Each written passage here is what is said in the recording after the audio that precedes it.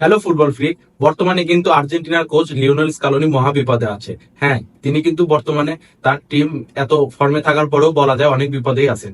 তো কেন তিনি মহা বিপদে আছেন এবং এই বিপদ থেকে তিনি কেমনে উদ্ধার হতে পারেন সেই বিষয় নিয়ে আজকের ভিডিওতে কথা বলবো। তো আসুন ভিডিওটি শুরু করি।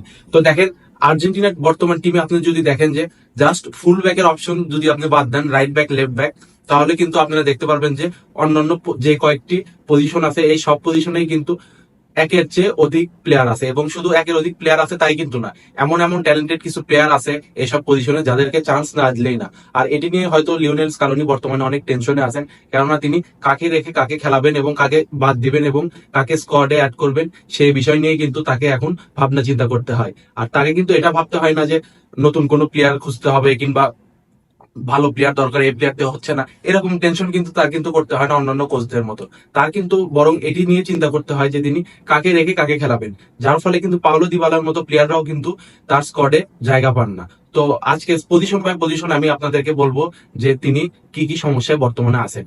তো ডিফেন্সে যদি আপনারা দেখেন যে সেন্টার ব্যাক পজিশনে, ফুল ব্যাক পজিশনে আমাদের একটু সমস্যা আছে, এটা সবাই জানে। তবে সেন্টার ব্যাক পজিশনে যদি আপনি দেখেন তাহলে বর্তমানে কিন্তু ওটামেন্ডি এবং ক্রিস্টিয়ান রোমেরো আছে।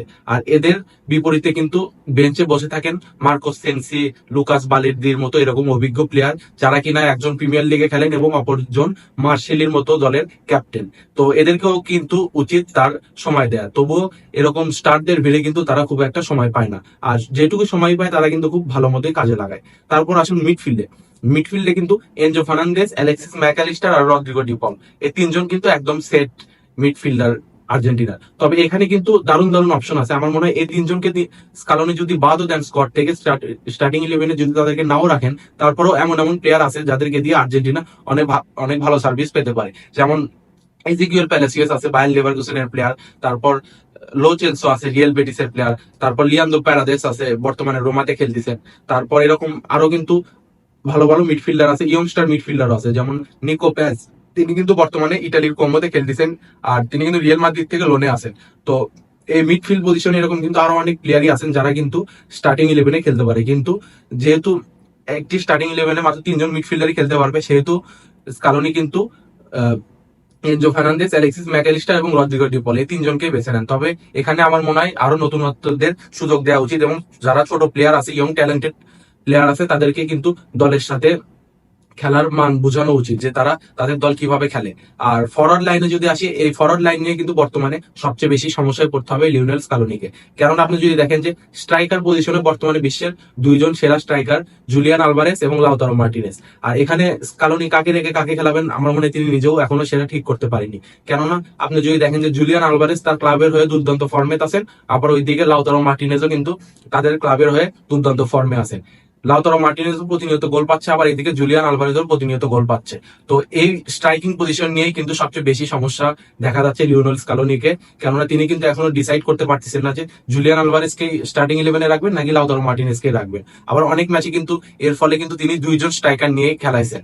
তবে আমার মনে হয় তিনি ভবিষ্যতে জুলিয়ান আলভারেজকে বেছে নেবেন, কারণ জুলিয়ান আলভারেজের অর ক্রেট কিন্তু লাউতারো মার্টিনেজের চেয়ে বেশি। আর আলভারেজ কিন্তু শুধু একজন স্ট্রাইকার না, তিনি কিন্তু মিডফিল্ডেও খেলতে পারে, আবার উইংয়েও খেলতে পারে। আর তার যে ডিফেন্সিভ অর ক্রেট এটা অনেক হাই লাউতারো মার্টিনেজের তুলনায়, যার ফলে তিনি কিন্তু আমার মনে হয় প্রাপ্য দাবিদার আর্জেন্টিনার স্টার্টিং লাইন আপের স্ট্রাইকার পজিশনে। আর রাইট উইং, লেফট উইং এ কিন্তু বর্তমানে অনেক প্লেয়ার আছে। আপনারা যদি দেখেন যে 2022 বিশ্বকাপের পর যখন মেসি অবসরে যাওয়ার কথা চিন্তা ভাবনা করতেছিল, তখন কিন্তু রাইট উইঙ্গারে জাস্ট মেসি ছাড়া অন্য কোনো ভালো প্লেয়ার ছিলই না।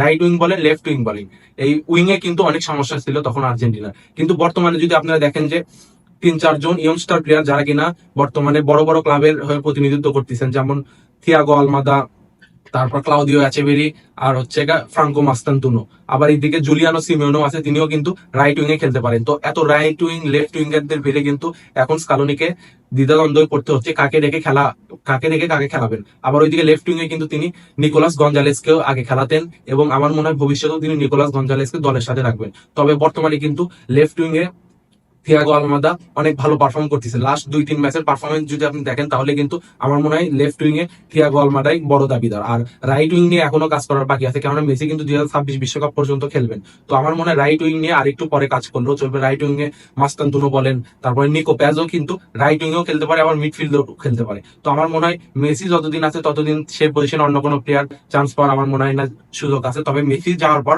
হয়তো এই রাইট উইং নিয়ে আরো কাজ করা হবে।